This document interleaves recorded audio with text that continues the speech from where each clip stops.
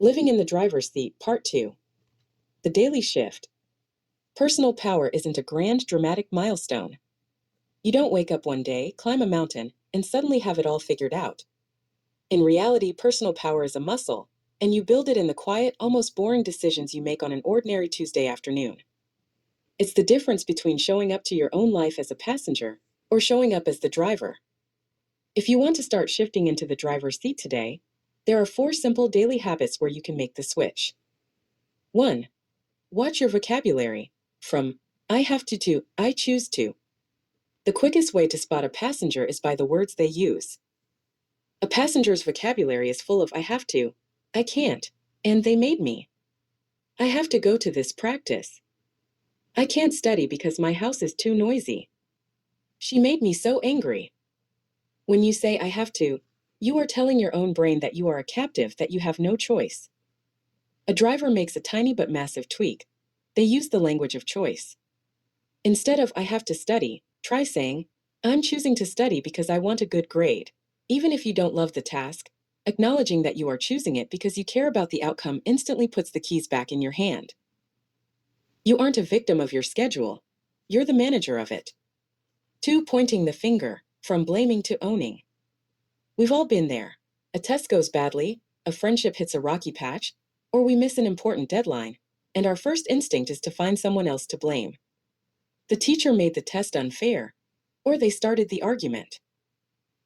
Blaming others feels incredibly safe in the moment because it lets us off the hook. But here's the catch. When you give away the blame, you also give away your power to fix it. A driver practices what is called extreme ownership. If something goes wrong, they ask, what was my part in this and how do I adapt next time? Taking ownership isn't about beating yourself up or feeling guilty. It's about realizing that if your choices contributed to the problem, then your choices can also build the solution. 3. Protecting your energy, from people-pleasing to boundaries. A passenger is a chronic people pleaser. They say yes to every favor, every hangout, and everyone else's opinions because they're terrified of making waves or being disliked. But when you say yes to everyone else, you are secretly saying no to your own peace of mind, your goals, and your rest. You're letting other people steer you into their own traffic jams. A driver understands the power of a gentle, firm, and polite no. Setting a boundary doesn't make you mean or selfish, it makes you honest. Saying, I'd love to help, but I don't have the time to do it justice right now, or I need to stay in tonight and recharge, is how you keep your own car fueled and on the road.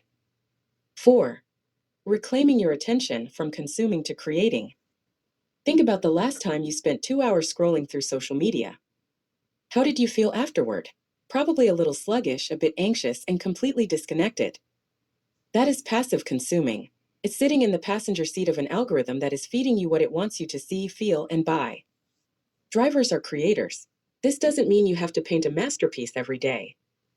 It just means you actively choose where your attention goes. Instead of scrolling, you choose to read a book that actually interests you. Instead of watching other people live their lives on a screen, you go outside. Practice a skill, write in a journal, or build a real-life connection. You stop letting the world pour its noise into your head, and you start deciding what goes in and what comes out. When you transition to the driver's seat, the quality of your daily life changes in 3 major ways. Now that you know how to take the wheel, watch point 3 to learn how to manage the journey. Remember, you are a star. Stand tall, shine bright, trust yourself. This is Starshine Team Development. I'm Auntie Starshine. Until next time, Auntie Starshine out.